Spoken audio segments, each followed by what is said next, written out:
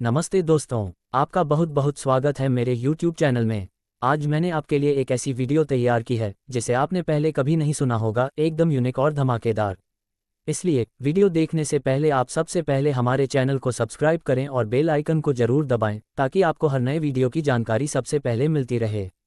तो फिर चलिए बिना किसी देरी के शुरू करते हैं। बहुत समय पहले असुरों का राजा महिषासुर हुआ करता था। उसका रूप आधा भैंसे का और आधा मनुष्य का था।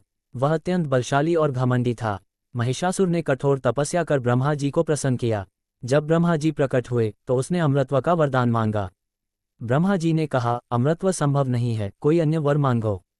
महिषासुर ने चतुराई से कहा, मेरा वध किसी पुरुष, देवता या दानव के हाथों न हो। केवल स्त्री यदि चाहे तो वह मेरा अंत कर सके। ब्रह्मा जी ने तथास्तु कह दिया। इस वरदान से महिषासुर और अधिक घमंडी हो गया। उसने सोचा, स्त्रियां युद्ध नहीं करती, अतः मैं अजेय हो गया। धीरे धीरे महिषासुर ने तीनों लोकों में उत्पात मचाना शुरू कर दिया। उसने इंद्रलोक पर आक्रमण कर दिया, देवताओं को स्वर्ग से बाहर कर दिया और स्वयं देवताओं के सिंहासन पर बैठ गया। देवता निराश और भयभीत हो गए। वह सब ब्रह्मा, विष्णु और महेश के पास पहुंचे और प्रार्थना की, प्रभो, हमें इस दैत्य के आतंक से बचाए। जब त्रिदेव ने देखा कि महिषासुर का आतंक बढ़ता ही जा रहा है तो उन्होंने अपनी अपनी शक्तियों का तेज प्रकट किया। ब्रह्मा का तेज, विष्णु का तेज और महेश का तेज मिलकर एक दिव्य ज्योति बना। वह तेज धीरे धीरे एक अद्वितीय रूप में परिवर्तित हुआ। वह थी आदि शक्ति माँ दुर्गा। उनका स्वरूप अपार था, 10 भुजाएं, प्रत्येक में दिव्य शस्त्र। उनके नेत्र सूर्य और चंद्र के समान दीप्तिमान। उनके चरणों से भूमि पर कमल प्रकट होते। उनका वाहन बना सिंह। देवताओं ने अपनी अपनी शक्तियां और अस्त्र शस्त्र माँ को अर्पित किए। शिवजी ने त्रिशूल दिया, विष्णु ने सुदर्शन चक्र दिया, इंद्र ने वज्र प्रदान किया, वरुण ने शंख, अग्नि ने शक्ति, यम ने दंड, वायु ने धनुष बाण, कुबेर ने गदा और हिमालय ने मां को सिंह का वाहन दिया। इस प्रकार संपूर्ण देवशक्ति मां दुर्गा में समाहित हो गई। देवताओं ने प्रार्थना की, हे मां, केवल आप ही महिषासुर का अंत कर सकती हैं। मां ने आशीर्वाद दिया, धर्म की विजय होगी और अधर्म का नाश होगा। प्रथम दिवस शैलपुत्री। पहले दिन मां शैलपुत्री रूप में प्रकट हुईं। महिषासुर की असंख्य सेनाएं उन पर टूट पड़ीं। मां ने अपने त्रिशूल से हजारों असुरों का वध कर दिया। ये नवरात्रि की पहली रात थी, धर्म का पहला प्रकाश। द्वितीय दिवस ब्रह्मचारिणी। दूसरे दिन मां ने ब्रह्मचारिणी रूप धारण किया। उनकी तपशक्ति इतनी प्रचंड थी कि असुर सेना की माया भंग हो गई। मां ने असुर सेनापति चिखुर का वध किया। तृतीय दिवस चंद्रघंटा। तीसरे दिन मां चंद्रघंटा बनी। उनकी घंटा की ध्वनि से असुरों के हृदय कांप उठे। मां ने अपनी सिंहवाहिनी सेना के साथ असुरों को पीछे धकेल दिया। चतुर्थ दिवस कुष्मांडा। चौथे दिन मां ने कुष्मांडा रूप धारण किया।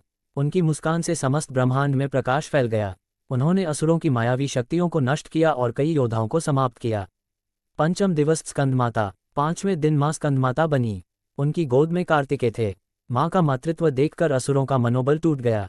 इस दिन असुर सेनापति दुर्मुख का वध हुआ। षष्ठ दिवस कात्यायनी। छठे दिन मां कात्यायनी रूप में अवतरित हुईं। उनका साहस अग्नि के समान प्रचंड था। मां ने असुरों के कुटिल योद्धाओं का वध किया और महिषासुर को पहली बार भयभीत किया। सप्तम दिवस कालरात्रि। सातवें दिन मां कालरात्रि रूप में आईं।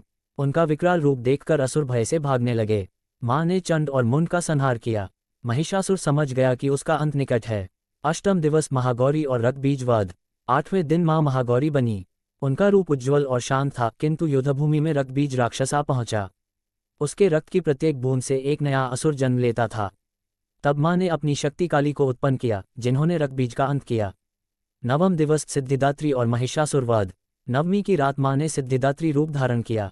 महिषासुर भैंसे का रूप लेकर मां से युद्ध करने आया। युद्ध भीषण था, आकाश पृथ्वी कांप उठे। अंततः मां ने त्रिशूल का प्रहार कर महिषासुर का वध किया। तीनों लोकों में धर्म की विजय हुई। धर्म की विजय का संदेश।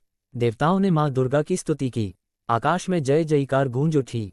जय माता दी, जय अम्बे गौरी। नवरात्रि की 9 रातें मां के 9 स्वरूपों की स्मृति में मनाई जाती हैं। ये केवल उत्सव नहीं है, बल्कि अधर्म पर धर्म, असत्य पर सत्य और अहंकार पर विनम्रता की विजय का प्रतीक है।